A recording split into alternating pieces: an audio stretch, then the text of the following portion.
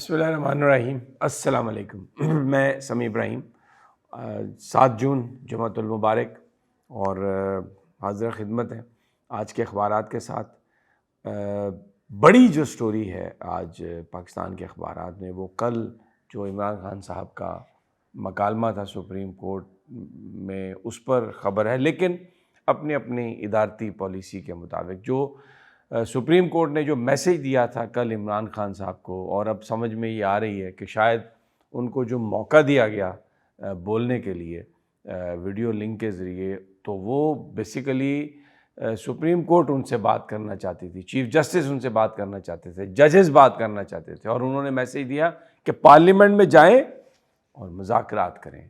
اور ڈاکٹر فاروق نائک جو Peoples party کے سینیٹر ہیں، وہ بھی ان کو بھی روسٹرم پہ بلایا اور یہی کہا کہ یہ آپ اپنے معاملات کیوں نہیں حل کرتے۔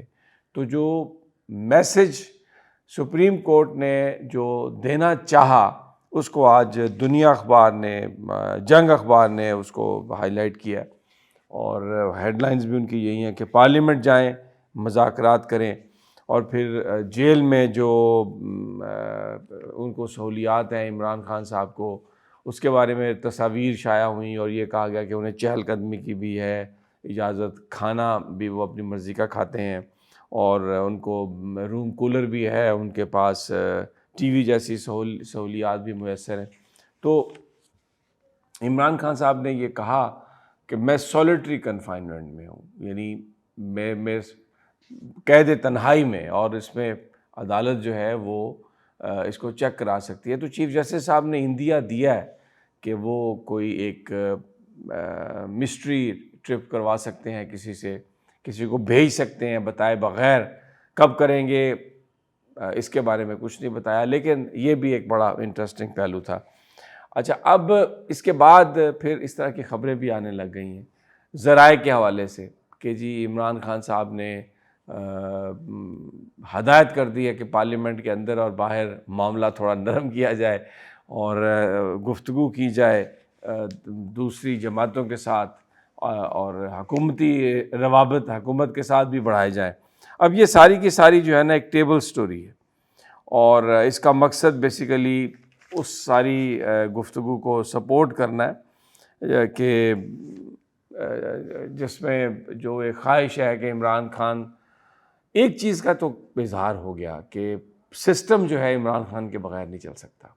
اس وقت جو پچھلے 2 سال میں جو کوشش ہوئی، اس کے نتائج جو سامنے آئے ہیں، تو لوگوں کی ایک بہت بڑی اکثریت پاکستان کی وہ عمران خان کو چاہتی ہے، اور یہ جو حکومت ہے ان کے اندر بھی کیپیبلٹی نہیں ہے موجودہ چیلنجز سے نمٹنے کے لیے، جس کے بعد سپریم کورٹ آف پاکستان نے یہ میسیج دیا ہے کہ آپ ملیں، سیاستدان آپس میں بیٹھیں اور ملیں۔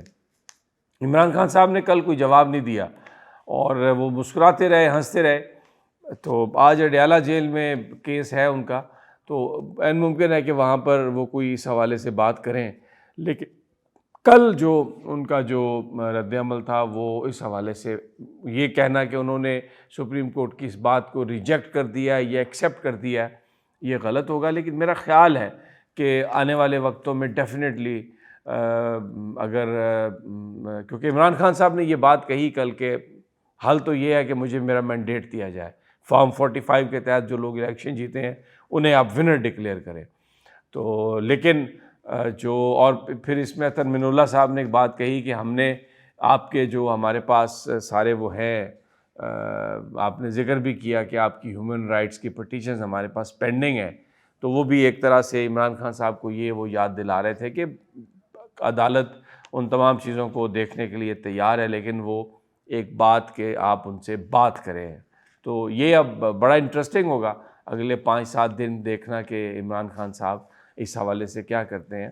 تو اب کل یہ سمجھ آ گئی تھی کہ بنیادی طور پر اور پھر اس کو ویڈیو اسٹریم لائن کیوں نہیں کیا؟ اسٹریم لائن اس لیے نہیں کیا کہ کچھ پتہ نہیں تھا کہ عمران خان صاحب کیا بات کریں گے، جو کہ غلط ہے۔ ان کے بارے میں پرسیپشن کل انہوں نے بھی ڈینائی کیا، اور یہ حقیقت بھی یہ ہے کہ انتہائی رسپانسیبل گفتگو کرتے ہیں عمران صاحب، جب جیل کے اندر بھی بات کرتے ہیں۔ انہوں نے کبھی اداروں پر تنقید نہیں کی، میں وٹنس ہوں اس بات کا انڈیویجولز پر تنقید کرتے ہیں، اداروں کی طاقت کو غلط مقاصد کے لیے جو لوگ استعمال کرتے ہیں اس پر تنقید کرتے ہیں، لیکن اداروں پر انہوں نے کبھی تنقید نہیں کی، بلکہ ہمیشہ یہ کہا ہے کہ پاکستان کو ایک مضبوط فوج کی ضرورت ہے اور ایک انڈیپینڈنٹ جوڈیشری. کل بھی انہوں نے کہا کہ ہم تو سپریم کورٹ آپ کی طرف دیکھ رہے ہیں، you are the only hope. جس پر مندو خیل صاحب نے کہا کہ ارے آپ ہمیں تو ڈرا رہے ہیں، اونلی ہوپ پارلیمان ہے، آپ ہیں، سیاستدان ہیں، ہم تو آئین کے دائرے میں بات کرتے ہیں. اور یہی بات عطر من اللہ صاحب نے بھی کہی.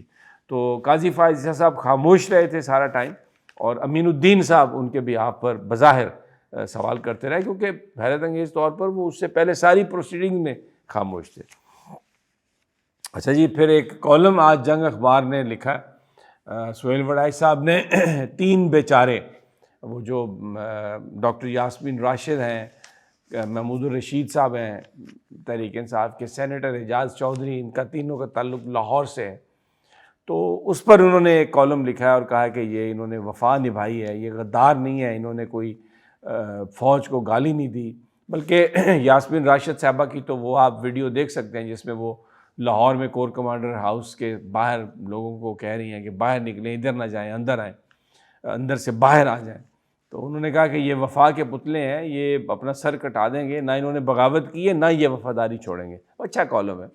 حفیظ اللہ نیازی صاحب نے بھی بڑی تعریف کی ہے سہیل وڑائی صاحب کی، وہ بھی ہے کالم. دنیا میں رؤف کلاسرا صاحب کا بھی ایک کالم اچھا کالم ہے. انہوں نے 2/3 اکثریت جو نہیں ملی بھارت میں، مودی کو جو ایک بڑا دھچکا لگا ہے کہ ان کی اپنی جماعت کو سمپل میجورٹی بھی حاصل نہیں ہوئی ہے اور اب وہ اتحادیوں کی بیساکھیوں پر کھڑے ہو کر حکومت بنانے جا رہے ہیں. تو یہ بات صحیح ہے رؤف کلاسرا کی کہ مذہب کارڈ ہمیشہ استعمال نہیں ہوتا اور نہ ہی وہ ہمیشہ کام کرتا ہے. بڑی کوشش کی انہوں نے مذہب کارڈ کو، اور دوسری انتہا پسند جو قوتیں تھیں انہوں نے کوشش کی بہت زیادہ بی جے پی کے لیے، لیکن وہ جو پرانے کارڈ تھے وہ ناکام ہوئے. اچھے کالم ہیں، they are worth reading.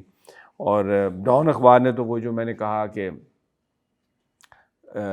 Check کیا جائے گا، سولیٹری کنفائنمنٹ میں ہے، جیل اب کب چیک کرتے ہیں قاضی فائز عیسیٰ صاحب، کب بھیجتے ہیں.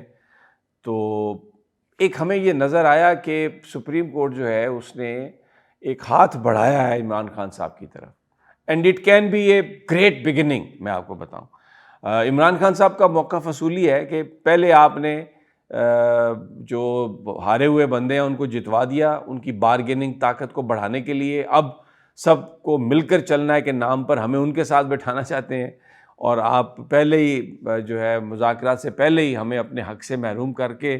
تو یہ جو کوشش ہے میں اس پہ میں نہیں بات کروں گا، اور بات بھی ان سے کروں گا جنہوں نے یہ سب کیا ہے.